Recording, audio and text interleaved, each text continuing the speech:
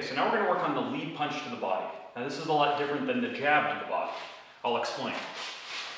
Jab to the body, sort of going offline, changing levels, and my shoulder is turning over. This technique is the lead punch. This, of course, is a very famous technique with Bruce Lee.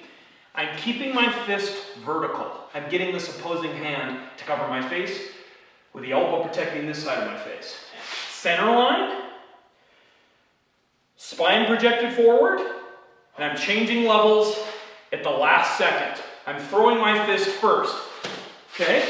And of course, the retraction, so important. I want to retract as fast as possible. So here, right back to my stance. My fist is moving before my legs, and then I'm going out.